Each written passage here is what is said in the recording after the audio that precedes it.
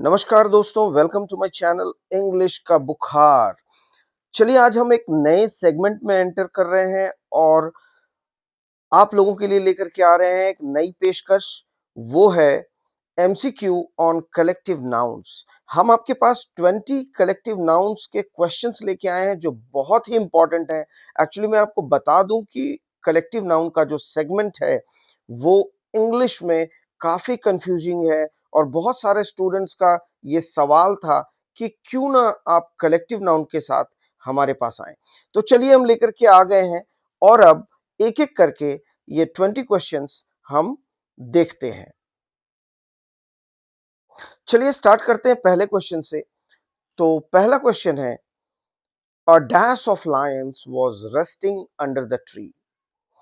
आप सोच रहे होंगे कौन सा ऑप्शन सही होगा। देखिए दोस्तों, कॉम्पिटिटिव एग्जामिनेशंस में अगर एमसीक्यू है तो हमारे पास दो मेथड है, पहला सिलेक्शन मेथड और दूसरा एलिमिनेशन मेथड। अगर आपको सही आंसर आ रहा है तो आप सिलेक्शन मेथड के लिए जा सकते हैं, लेकिन अगर आपको एक भी ऑप्शंस में कंफ्यूजन है तो आप प्लीज रिजेक्शन मेथड में जाएं, जिसको हम एलिमिनेशन मेथड भी कहते हैं। तो चलिए हम देखते हैं इसमें क्या हो सकता है। इसका सही आंसर है pride. A pride of lions was resting under the tree. Question number 2. The farmer saw a dash of sheep grazing in the field. तो आप सोच रहे होंगे इसका सही जवाब क्या होगा। चलिए आप बिल्कुल सही बता रहे हैं। ये इसका आंसर है अ फ्लॉक ऑफ शिप। काफी कॉमन आंसर है इसका, इसलिए आपको परेशानी नहीं हुई होगी। चलिए नेक्स्ट लेकर के आते हैं, अ dash of musician performed at the concert. तो म्यूजिशियंस के ग्रुप को हम जनरली बोलते हैं बैंड ऑफ म्यूजिशियन। हम लोग जब शादी ब्याह में जाते हैं तो बोलते हैं ना, बैंड वाले आए हैं। तो अ बैंड ऑफ म्यूजिशियन, इससे आपको रिलेट करने में और याद रखने में काफी सहूलियत होगी। Question number 4, a teacher praise the dash of students for their discipline. तो स्टूडेंट्स जनरली कहां बैठते हैं, क्लासरूम में, तो हम ले सकते हैं class of student. Next, a dash of fish swam quickly through the coral reef. तो अब हम देखते हैं कि ग्रुप ऑफ फिश को क्या कहते हैं। ग्रुप ऑफ फिश को स्कूल कहते हैं। A school of fish swam quickly through the coral reef. The villagers watched a dash of dancers perform at the festival. Group of dancers को क्या कहेंगे दोस्तों, सोच सकते हैं आप। यस, आप सही सोच रहे हैं, ट्रूप ऑफ डांसर्स। ट्रूप हमारा सही ऑप्शन है। अब नंबर 7 में आता है बीज। बीज के ग्रुप को क्या कहते हैं, स्वॉर्म। अ स्वॉर्म ऑफ बीज सराउंडेड द हाइव। नंबर 8, हमारे पास है ग्रुप ऑफ थीव्स। तो थीव्स के ग्रुप को क्या कहते हैं, गैंग ऑफ थीव्स। बिल्कुल सही। The police arrested a gang of thieves at last night. Next question, we spotted a dash of ships sailing towards the harbor. So चलिए group of ships, ship को क्या कहते हैं। आइए हम, बिल्कुल सही आपका गेसिंग रहा अनुराग। तो हम ग्रुप ऑफ शिप को फ्लीट कहते हैं, fleet of ships. Next, a dash of mountains surrounded the valley. तो जनरली माउंटेन्स के ग्रुप को हम लोग बहुत परेशानी नहीं होगी, हम लोग रेंज ऑफ माउंटेन कहते हैं, क्योंकि आपने ज्योग्राफी में पढ़ा भी होगा माउंटेन रेंजेस। और हमारा एक रूल भी है आर्टिकल्स चैप्टर में, जिसमें डेफिनेट आर्टिकल के रूल में दिया है कि हम लोग द जो डेफिनेट आर्टिकल द है उसको हम रेंज ऑफ माउंटेन्स के पहले लगाते हैं, ना कि इंडिविजुअल माउंटेन के पहले। तो चलिए अब हम लोग डिटेल में पढ़ेंगे आर्टिकल्स अपने नेक्स्ट वीडियो में। तो हम लोग वापस आते हैं क्वेश्चन नंबर 11 में। The captain led a dash of sailors on the expedition. Expedition मतलब हमारा जो एडुकेशनल टूर होता है, सीखने के लिए जो टूर करते हैं। तो इसमें क्या होना चाहिए? सेलर्स के ग्रुप को क्या कहते हैं? Crew of sellers. क्योंकि जब शिप में जाते हैं तो कैप्टन के अलावा जो स्टाफ होते हैं उसको क्रू मेंबर्स भी कहते हैं। तो इस तरह आप याद रख सकते हैं। चलिए अब नेक्स्ट क्वेश्चन में आते हैं। A dash of cards was placed on the table. आप देखिए, आप खोज रहे होंगे, आप ढूंढ रहे होंगे कुछ अलग सा वर्ड जो आपको मिल नहीं रहा है। शायद है वो पैक ऑफ कार्ड्स, है ना? लेकिन हमारे ऑप्शन में पैक दिया ही नहीं है बॉस। तो क्या होना चाहिए? पैक के अलावा भी होता है कलेक्टिव नाउन कार्ड्स के लिए, वो है deck of cards. Fine, pack of cards हो सकता है या फिर डेक ऑफ कार्ड्स हो सकता है। चलिए, तो हम लोग नेक्स्ट क्वेश्चन में स्विच करते हैं।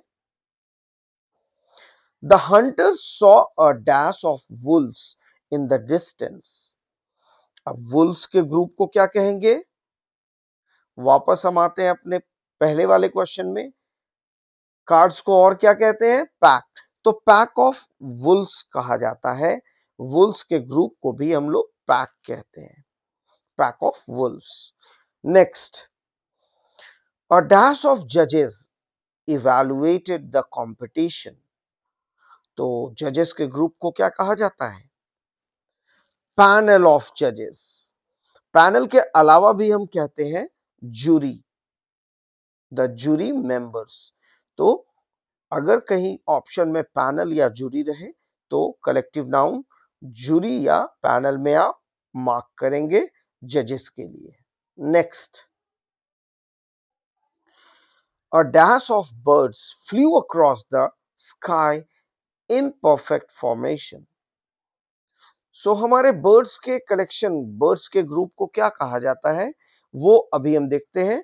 तो बर्ड्स के ग्रुप को बहुत ही आसान है दोस्तों, फ्लॉक ऑफ बर्ड्स, जो आप काफी समय पहले पढ़े भी होंगे अपने जूनियर क्लासेस में।